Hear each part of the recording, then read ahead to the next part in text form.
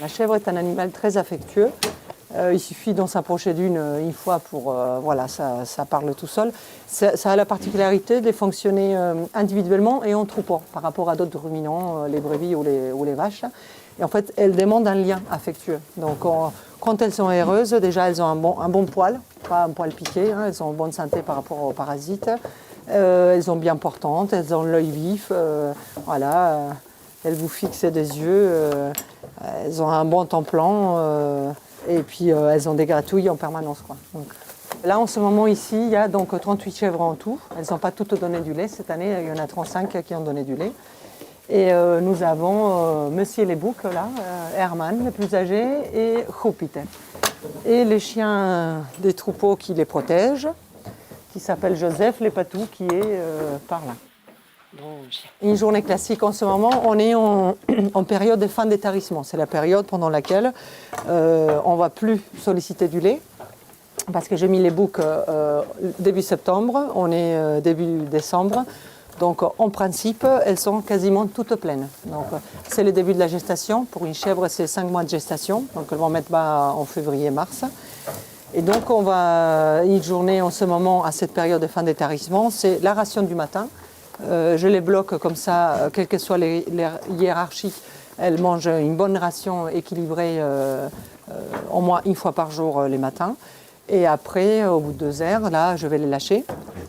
Donc, elles font ce qu'elles veulent. Donc, il y a libre accès au bois et à la pâture toute l'année. Bon, là, je suis en train de travailler les terres, donc au niveau de la prairie, il n'y a plus rien à manger. Mais elles s'éclatent dans les bois, elles cherchent des glands. Dès qu'il va commencer à faire frais, un peu sombre, vers 4-5 heures, elles reviennent. Et je rajoute un petit peu des foins, je remue et je vérifie que tout aille bien au niveau des mamelles, qu'il n'y ait pas des mamelles trop gonflées, si elles ont mangé trop des glands ou des choses comme ça, quoi. Vamos, mami, vaya, que después va a llorar solita. Va, allez, vamos, mami, vamos.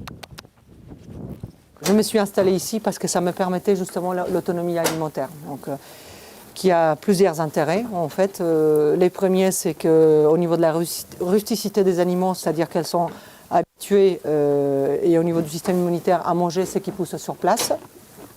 Ça valorise le terroir, puisqu'on va s'aimer et récolter ce qu'on va redonner aux animaux. Ça donne une typicité au fromage, puisqu'elles mangent localement, hein, elles sont locales.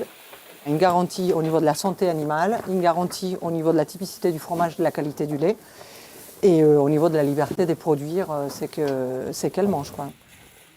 Donc là, nous avons les 10 chevrettes, on appelle ça des chevrettes de renouvellement. Donc ce sont les chevrettes qui sont nées ici ces printemps, là, en février-mars, et que j'ai choisi de garder pour, ça va être les mères dans 2 ans. Donc là, c'est la ration du matin. Donc surtout elle, hein. Tu sautes pas, hein. Elle est en dressage, elle est trop familière, à voir. Qu'est-ce que vous avez fait là? Oh là là là là.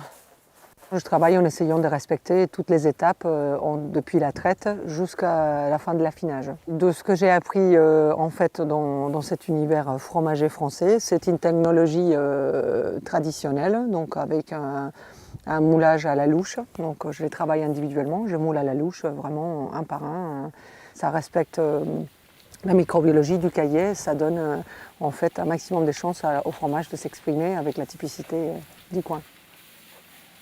Une chèvrière heureuse dans ce que je mène ici, c'est quand j'arrive à trouver l'équilibre à tous les stades de la production. Donc, voilà, ce qui veut dire que les animaux sont bien portants, que le travail de la terre est réussi, dans de bonnes conditions, que les récoltes sont bonnes, que le fromage il est de qualité, que les clients, tous les consommateurs, que ce soit en marché ou en ZAMAP, ils sont satisfaits de ce que je peux fournir et ils sont intéressés par la manière dont je travaille. Vendre les produits en AMAP, ce n'est pas simplement de la commercialisation en vente directe, c'est aussi un engagement en fait.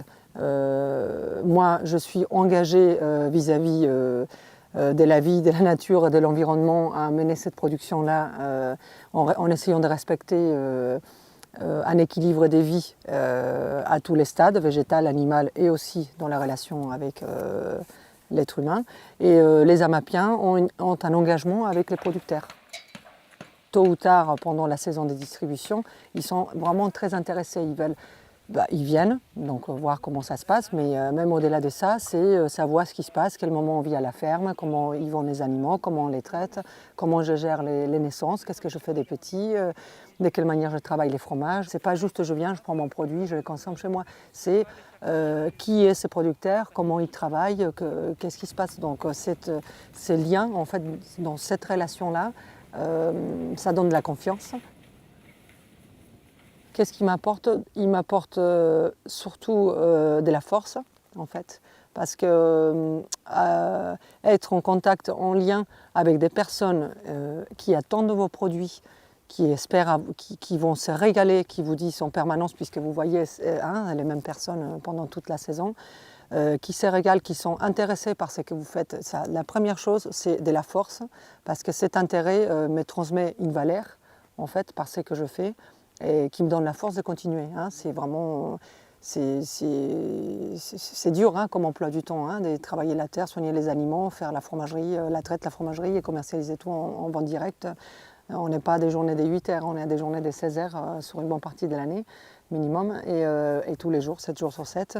Donc cette force, c'est loin d'être négligeable, bien au contraire. Et en fait, échanger les produits issus de cette mode de vie, de cette production-là, avec des personnes qui donnent de la valeur, en fait, c'est vraiment, c'est le bonheur. Allez, Flamèche, allez.